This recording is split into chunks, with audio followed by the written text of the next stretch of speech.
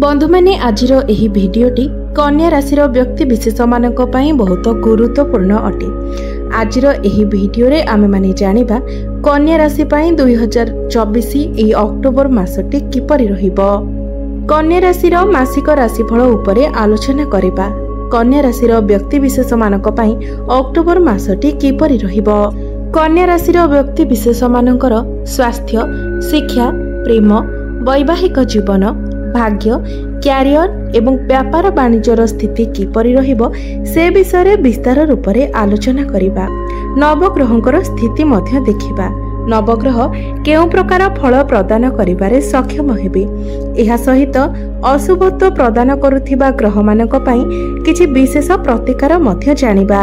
सेथिपाई भिडियोटी को स्किप न करी शेष पर्यंत निश्चय देखंतु एवं आपणकर जदि कन्या राशि होई थाए तेबे भिडियोटी को लाइक करी चैनल टी को सब्सक्राइब करि दियंतु एवं कमेंट बॉक्स रे जय श्री जगन्नाथ जय मां लक्ष्मी निश्चय लिखंतु।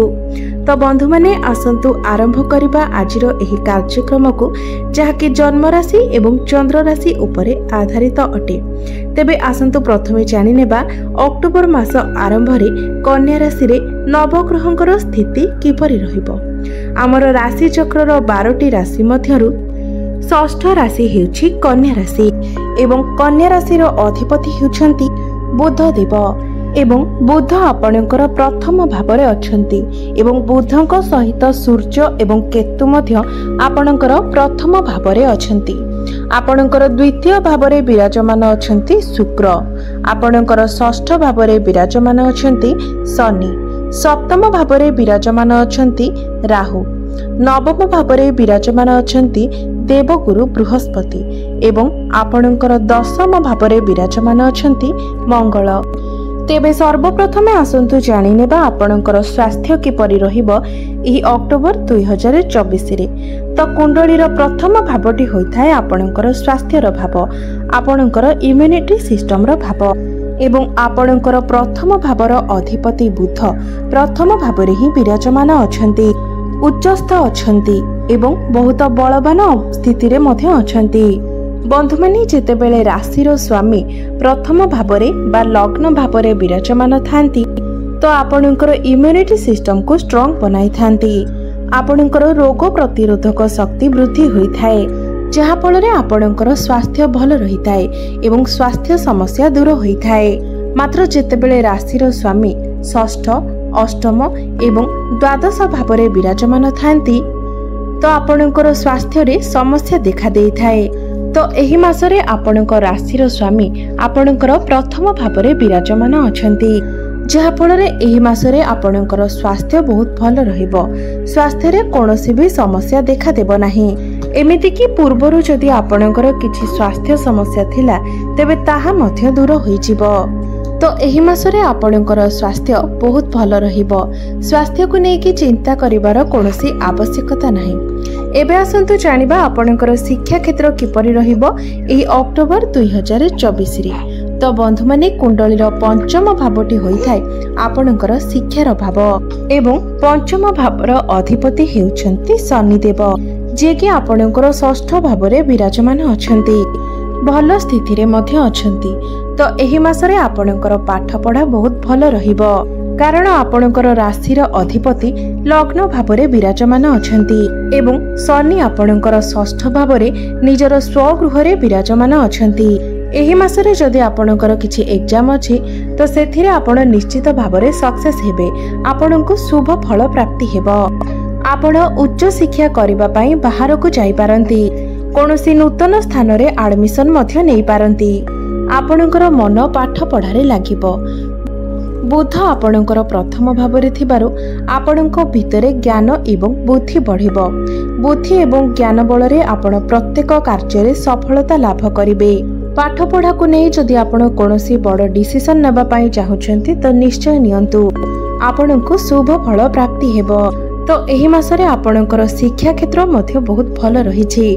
एबे आसंतु जानिबा आपणकर प्रेम जीवन किपरि रहिबो एही अक्टोबर 2024 रे।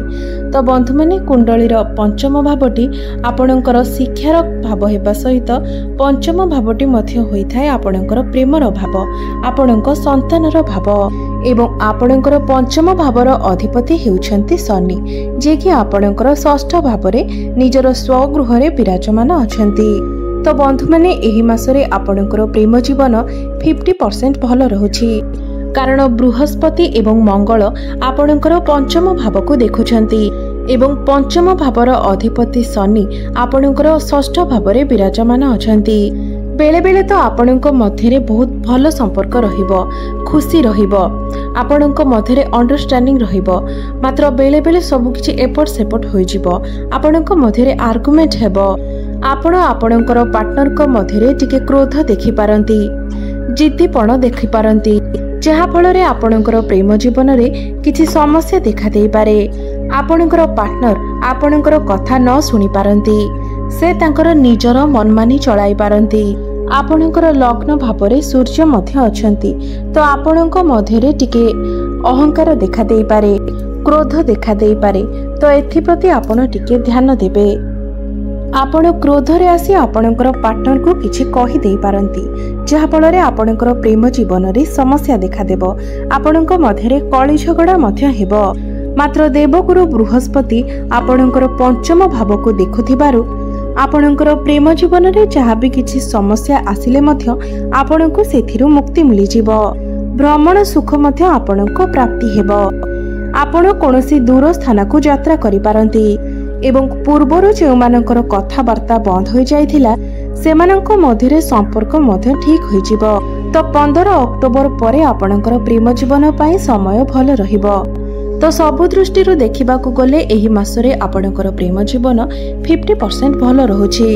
एबे आसंतु जानिबा आपणकर वैवाहिक जीवन किपरि रहिबो एही अक्टोबर 2024 रे।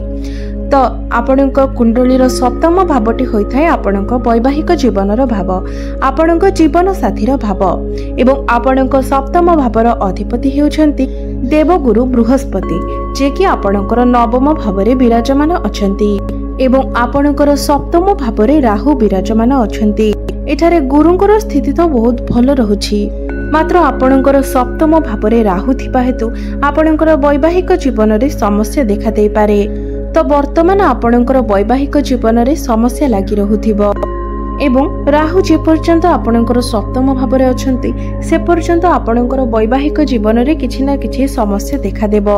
एठारे राहु आपण दुई जनक मध्यरे कଳି झगड़ा सृष्टि कराइबे, आकस्मिक मन मनांतर होई पारे, कଳି झगड़ा होई पारे, आर्गुमेंट होई पारे, छोट छोट कथा भी बहुत बड़ बड़ समस्या आनी पारे।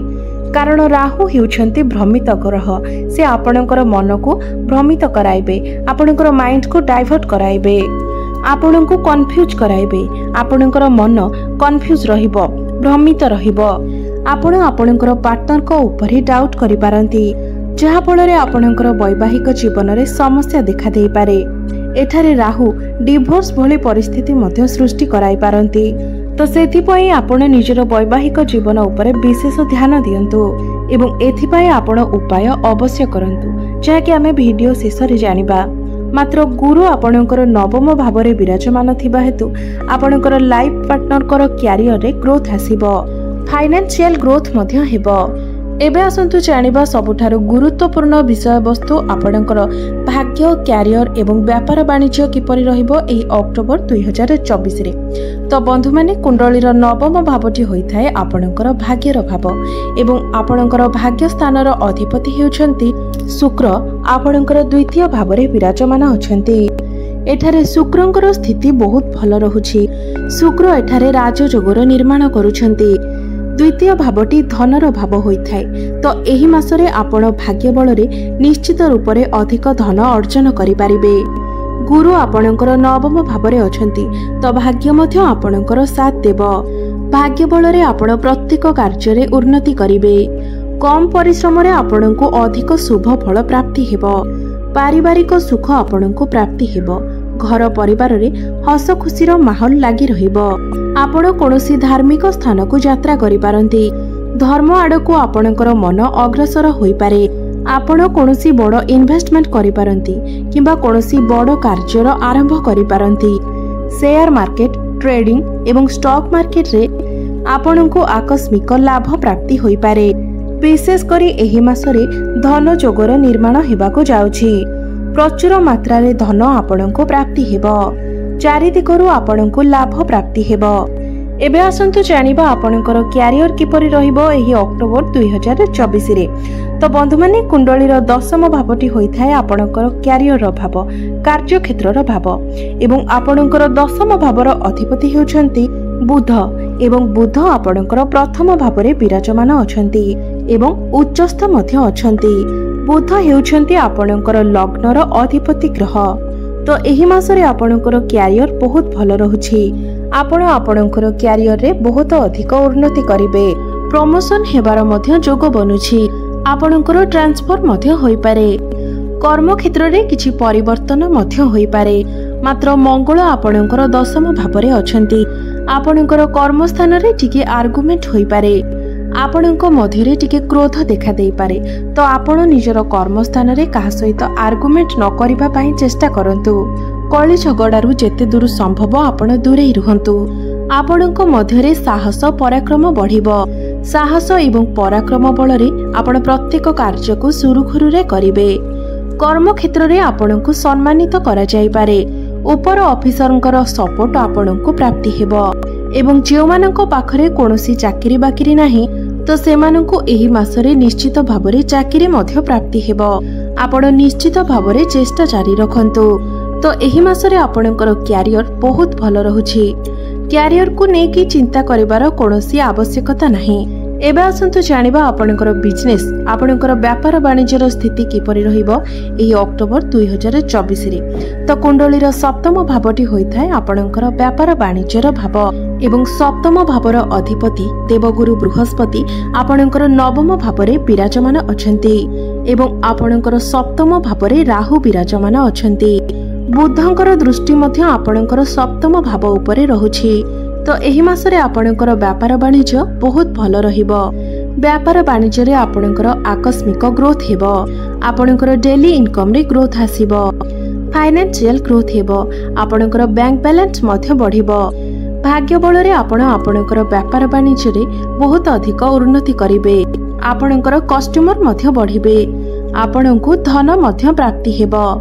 एबे आसंतु जानिबा किछि विशेष प्रतिकार विषय जो प्रतिकार गुड़िक करिबा द्वारा एही मासरे आसुथिबा समस्त अशुभत्व गुड़िक आपणकर खंडन होई पारिबो एवं आपणकु शुभत्व प्राप्ति हेबो। तो जेहेतु आपणकर राहु सप्तम भावरे अछंती तो तांकर दुष्प्रभाव को कम करिबा पई पक्षी माननको प्रत्येक दिन किछि खाइबाको दियंतु एवं पानी पीबाको दियंतु। आपणकर वैवाहिक जीवन एवं बिजनेस उपरे एहार शुभ प्रभाव पड़िबो। एहा व्यतीत आपण प्रत्येक दिन बुधंकर बीज मंत्रर जप करंतु। श्री गणेशंकर पूजार्चना करंतु। एहा सहित शुक्रंकर बीज मंत्र ओम ग्राम ग्रीम ग्रोम सह शुक्राय नमः एही मंत्र को मध्य आपण प्रत्येक दिन 108 थर जप करंतु एवं हनुमान चालीसार पाठ करंतु। आपणकर जीवन मंगलमय हेबो। भाग्य रे उन्नति आसीबो। तो बंधु माने आपणकर जीवन मंगलमय हो एहा ही ईश्वरंक निकटरे मोर प्रार्थना। धन्यवाद।